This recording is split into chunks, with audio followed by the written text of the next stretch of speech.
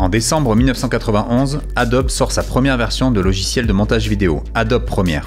4 ans plus tard, sort Adobe After Effects, un logiciel dédié à l'origine au montage vidéo qui est devenu par la suite un outil de compositing et effets visuels. Nous allons voir dans cette vidéo la différence qui existe aujourd'hui entre ces deux logiciels et comment les utiliser ensemble.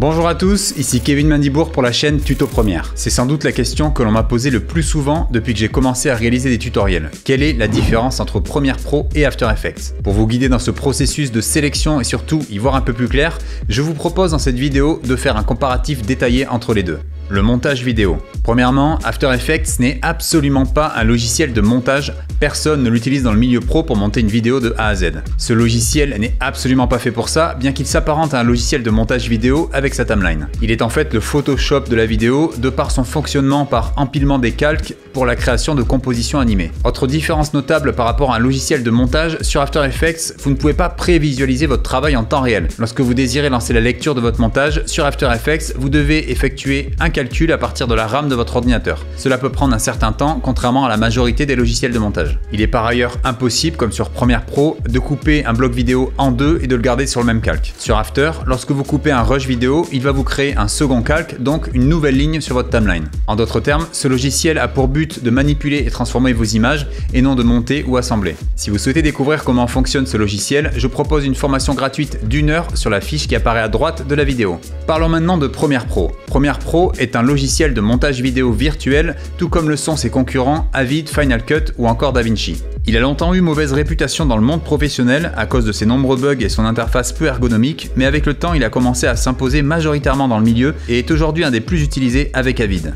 Dans le cinéma, Adobe Premiere Pro a été adopté par certaines sociétés de production hollywoodiennes et il a notamment été utilisé pour monter les films Deadpool, Gone Girl ou encore Terminator Dark Fate. Le choix de ces équipes de production s'est fait surtout par rapport à la dynamique de travail possible entre Adobe Premiere Pro et After Effects. En effet, le plus gros atout de Premiere Pro est sa compatibilité avec After Effects et c'est ce qu'on va étudier dans le point suivant, le Dynamic Link.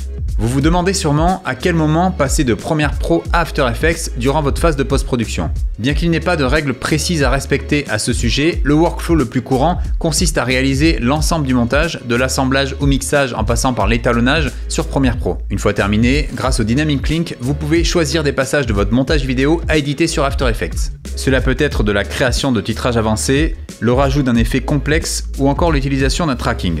Pour passer sur After, rien de plus simple. Sélectionnez sur votre timeline la partie à truquer, faites un clic droit et choisissez Nouvelle composition After Effects. After s'ouvre automatiquement et vous pouvez désormais travailler votre sélection.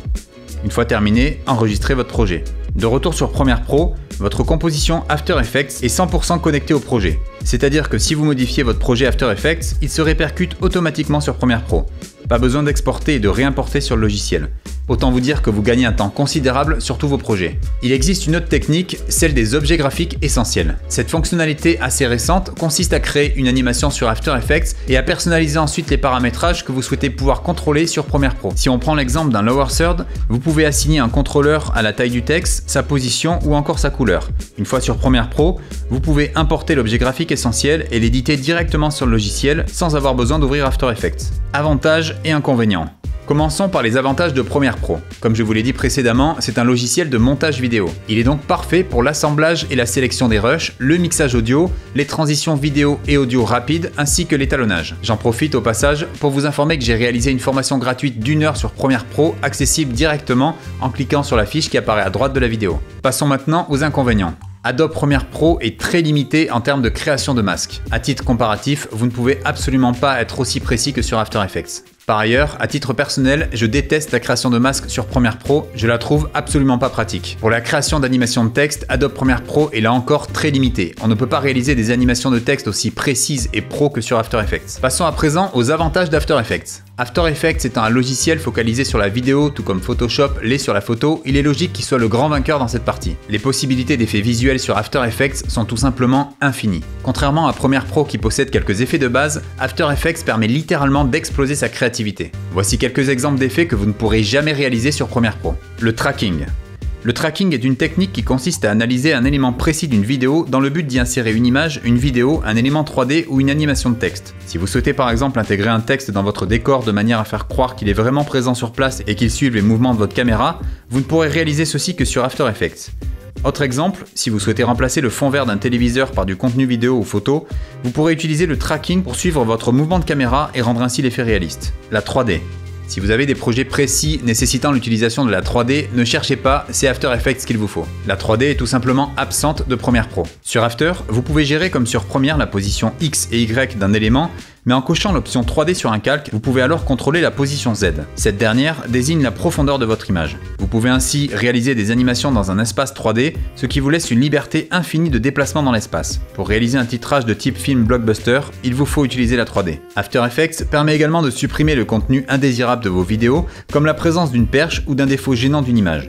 Il permet de faire de la rotoscopie précise, c'est-à-dire d'étorer les éléments image par image de manière rapide et précise grâce à de nombreux outils adaptés comme le rotobrush. Vous pourrez également créer et contrôler des effets de particules, d'étincelles ou de flammes. Enfin, les expressions sur After Effects vous permettront d'aller encore plus loin dans les possibilités créatives. Si vous désirez par exemple ajouter du tremblement dans une vidéo, il vous suffira simplement d'entrer une expression sur After Effects qui produira ce tremblement sur toute la durée de la vidéo. À titre comparatif, pour faire trembler une image sur Premiere Pro, il vous faudrait créer des tonnes d'images clés intermédiaires pour reproduire cet effet. Voyons à présent les inconvénients d'After Effects. On ne peut pas réellement comparer After Effects à Premiere Pro vu que ces deux logiciels n'ont pas du tout la même fonction, mais voici tout de même quelques inconvénients qui pourraient vous rebuter si jamais vous utilisez After pour du montage vidéo. Sur Premiere Pro, vous avez la possibilité de travailler en linéaire sur plusieurs pistes, ce qui rend le montage agréable et facile. Sur After Effects, à contrario, il est impossible d'avoir plusieurs coupes d'un même rush sur le même calque. Si vous tentez de monter sur After Effects, cela peut vite devenir ingérable car il va tout simplement créer un calque par coupe. Imaginez un montage vidéo avec plus de 500 cuts, vous vous retrouveriez sur After Effects avec 500 lignes pour pouvoir éditer votre montage vidéo. Cette méthode de travail n'est absolument pas adaptée à ce logiciel. Autre inconvénient sur After, la gestion de l'audio. After Effects n'est absolument pas adapté à la retouche de l'audio. Le son y est utilisé ici uniquement en référence et on ne peut quasiment rien faire dessus. Pour cette partie, utilisez exclusivement Adobe Premiere Pro. Sur Premiere Pro, il y a tout un tas d'outils complets comme les images clés audio, le mixage audio et les effets qui permettent de créer un mix final de qualité. Il y a aussi plein d'outils pour nettoyer un audio comme je le présente dans la fiche qui apparaît à droite de la vidéo.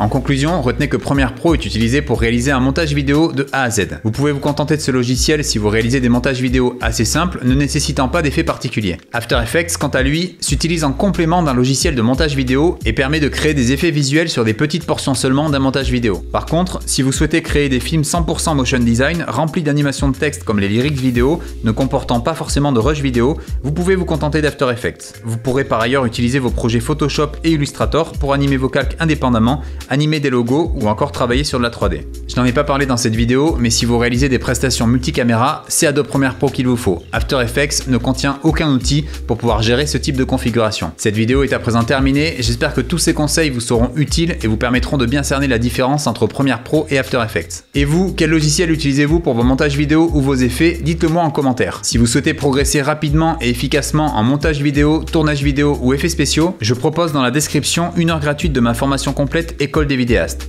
Cette formation à la vidéo 100% en ligne vous aidera à progresser en vidéo même si vous débutez totalement à travers plus de 700 vidéos tutoriels et un mentoring en ligne.